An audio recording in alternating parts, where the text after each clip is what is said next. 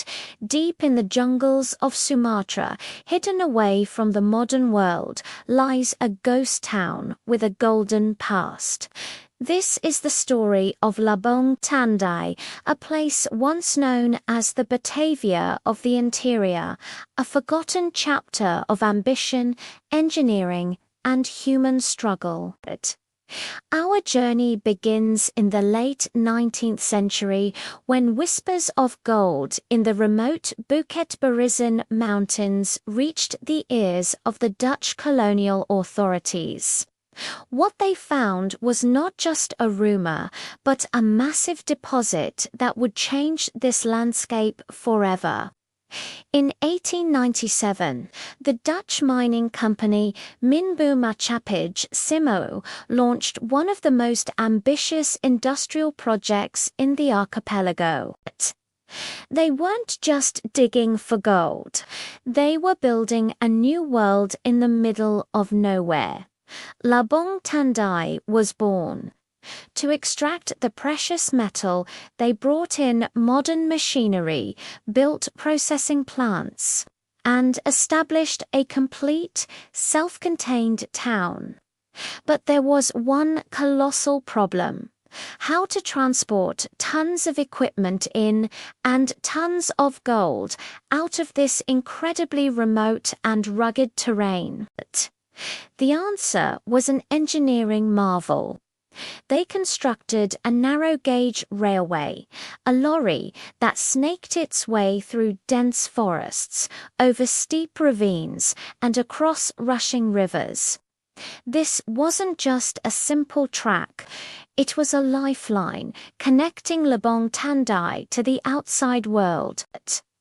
Building this railway was a monumental feat, a testament to colonial determination and a symbol of their control over the land.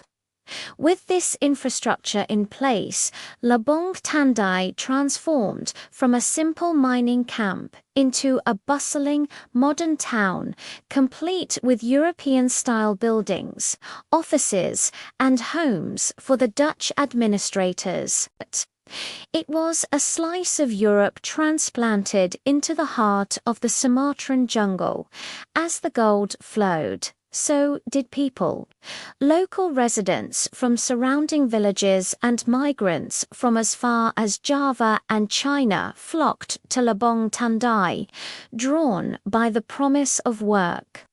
The town became a vibrant, multi-ethnic community, but it was one built on a rigid hierarchy.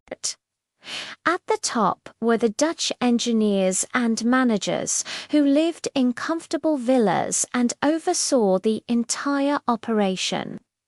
Below them were the local and migrant workers, the true engine of the mine. Life for these workers was anything but glamorous. They faced grueling conditions, long hours, and dangerous work deep within the earth. They were the ones who chiseled away at rock faces, hauled heavy loads, and endured the daily risks of mining, all for a fraction of the wealth they helped create. The social inequality was stark. While the colonial elite enjoyed the comforts of their insulated community, the local laborers lived in simple barracks, their lives dictated by the relentless rhythm of the mine. This was the dark side of the Golden Dream, a story of exploitation hidden beneath the veneer of industrial progress. For decades, Lebong Tandai was a powerhouse, one of the most significant gold producers in all of Sumatra.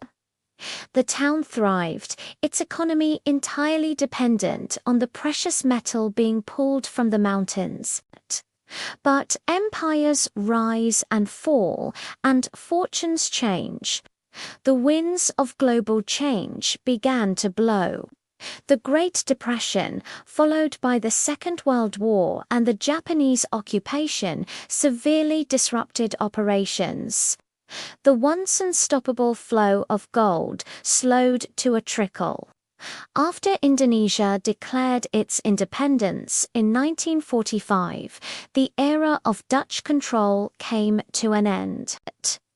The management of the mine shifted to the new Indonesian government, and there were attempts to revive its former glory.